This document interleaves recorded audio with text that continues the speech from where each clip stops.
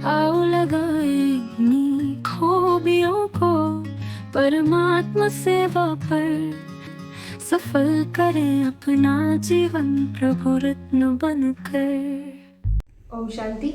आज मैं आप सभी को एक कहानी सुनाने जा रही हूँ और मेरी कहानी का शीर्षक है जीवन का अंतिम समय। कहानी कुछ इस प्रकार है। एक राज्य में बहुत बड़ा एक राजा था और वो राजा जब भी युद्ध करता, युद्ध में हमेशा उसकी विजय होती थी। एक बार जब राजा का जन्मदिन आया तो राजा का जन्मोत्सव बहुत धूमधाम से मनाया जा रहा था। राजा ने अपनी पूरी प्रजा को धन दौलत बांटा, बहुत सारा धन दिया और उसी बीच एक बहुत बड़े ज्योतिषी आए हुए थे। तब मंत्री ने राजन से कहा, राजन, ये बहुत बड़े ज्योतिषी हैं और ये आपके मस्तक को देखकर आपके जीवन काल के बारे में बता सकते हैं। राजा ने कहा, ठीक है, उन ज्योतिषी को अंदर लाया जाए। बहुत सम्मान सहित उन ज्योतिषी को अंदर लेकर आया गया। ज्योतिषी ने राजन को जन्मोत्सव की बधाई दी और बधाई के पश्चात उन्होंने तुरंत ही कह दिया कि राजन, आज आप जन्मोत्सव मना रहे हैं, लेकिन एक समय ऐसा आएगा जो 100वें बाघ के द्वारा आपकी मृत्यु निश्चित है। यह सुन के राजन को बहुत धक्का लगा। मैं इतने बड़े शिकार करता हूँ, इतनी बारी मैंने शिकार किया है और 100वें बाघ से मेरी मृत्यु निश्चित है। यह सुनकर राजन तुरंत अपने महल में चले गए और अंदर ही अंदर उनके मन में विचार आता रहा, क्या 100वें बाघ द्वारा मेरी मृत्यु हो जाएगी? मैं 100वें बाघ द्वारा मारा जाऊंगा? बस उनके मन में बार बार यही ख्यालात आते रहे। अतः उसके बाद उन्होंने मंत्री से कहा कि अब वे शिकार पर जाना चाहते हैं। वे मंत्री के साथ शिकार पर गए और उन्होंने एक ही दिन में 5-6 बाघों को मार डाला।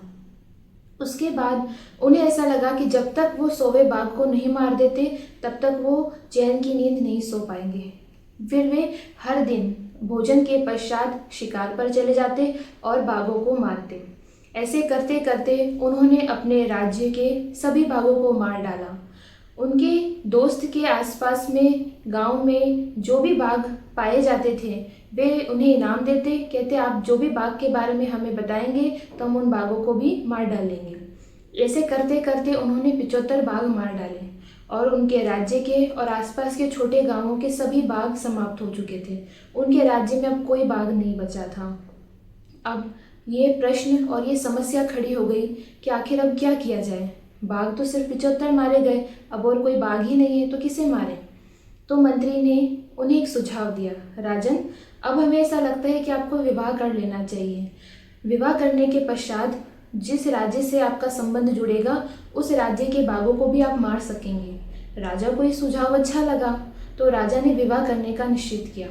उन्होंने एक राज्य की राजकुमारी से विवाह किया। उसके तत्पश्चात वे जब भी अपने ससुराल जाते वे वहाँ पर शिकार करते और शिकार करते करते उन्होंने बहुत सारे बाघ मार डाले और ऐसा करते करते उन्होंने 98 बाघ मार डाले।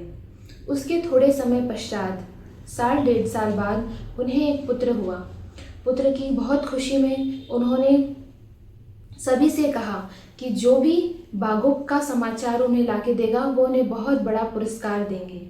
ऐसा करते करते उन्हें एक बाघ का समाचार मिला और वे उस गांव में गए और उस बाघ का शिकार करने में उन्हें बहुत तकलीफ हुई। उन्हें बहुत घाव और बहुत चोट भी लगी, लेकिन फिर भी उन्होंने उस बाघ का शिकार किया और ऐसा करते उन्होंने 99 बाघ मार डाले।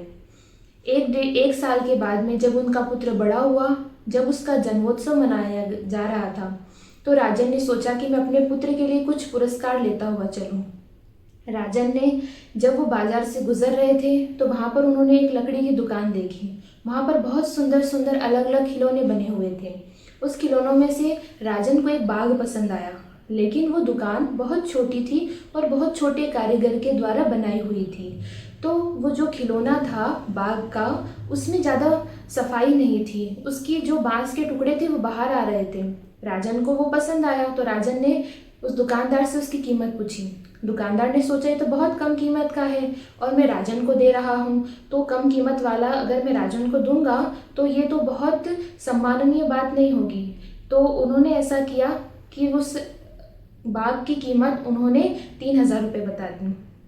राजन ने उन्हें 3000 रुपये दिए और उसके साथ में छोटा सा पुरस्कार भी दिया और उसके बाद वे आगे चल पड़े। रास्ते में चलते चलते वो बाघ को देख रहे थे और बाघ को देखते हुए और उसको उठाते हुए समय उन्हें एक बांस का टुकड़ा हाथ में चुभ गया, पर उन्होंने उस पर इतना ध्यान नहीं दिया और वे अपने महल पहुंच गए। महल पहुंचने के पश्चात राजन के जो पुत्र का राजकुमार का जन्मोत्सव बहुत धूमधाम से मनाया गया। उन्होंने अपने पुत्र को वो उपहार में भी दिया और उसके अगले ही दिन वे अपने पुत्र के साथ उस बाघ के साथ, जो लकड़ी का बाघ था, उसके साथ खेलने लगे। खेलते खेलते उन्हें थोड़ा सा उंगली में दर्द महसूस हुआ, पर उन्होंने उसको नज़रअंदाज कर दिया क्योंकि वे अपने पुत्र के साथ खेलने में बहुत व्यस्त थे। ऐसे करते करते कई दिन बीत गए। बाद में उन्हें बहुत ज़्यादा दर्द हुआ उंगली में। तब उन्होंने किसी वैद्य को बुलाया और कहा कि मुझे ये उंगली में बहुत दर्द है। थोड़े समय पहले मुझे एक बांस का टुकड़ा अंदर में चुभ गया था, पर मैंने उस पर इतना ध्यान नहीं दिया। वैद्य ने उंगली देखते तुरंत ही बता दिया कि राजन, अब बहुत देर हो चुकी है। ये जो बांस का टुकड़ा आपकी उंगली में चुभा था, इससे अब अंदर ही अंदर बहुत बड़ा घाव बन चुका है और जो इसका जहर है वो आपके पूरे शरीर में फैल चुका है। इसे निकालना बहुत मुश्किल है। फिर राजन को ये बात सुनते ही बहुत अचंभा हुआ। राजा ने बहुत बड़े बड़े वैद्यों को बुलाया और लेकिन सभी वैद्यों ने जवाब दे दिया कि राजन, अब कुछ नहीं हो सकता। थोड़े समय बाद राजन की हालत बहुत धीरे धीरे बहुत ज़्यादा खराब होने लगी। राजन इतना बीमार पड़ गए कि अब उनसे उठा भी नहीं जा रहा था। फिर राजन को उस ज्योतिषी की बात याद आई। ज्योतिषी ने कहा था कि 100वें बाघ द्वारा आपकी मृत्यु निश्चित होगी। राजन ने सोचा, मैंने तो 99 बाघ को मार दिया, 100वां बाघ तो मेरे सामने भी नहीं आया।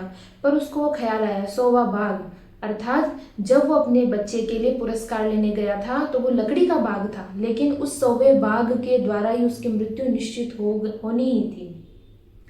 और उसके तत्पश्चात थोड़े समय में राजन इतने ज़्यादा बीमार पड़ गए थे कि उनके अंदर ही अंदर वो ख्यालात चलते रहे कि मैंने 99 बाघों को मार दिया और मृत्यु मेरी कैसे हो रही, इस लकड़ी के बाघ से। उस राजन को बहुत दुख हुआ, अर्थात थोड़े समय बाद राजन ने शरीर छोड़ दिया। इस कहानी से हमको ये शिक्षा मिलती है कि हर एक इस सृष्टि पर आता है तो हर एक को जो आता है उसको एक बार वापस जाना ही है। मृत्यु हर एक की निश्चिंत है।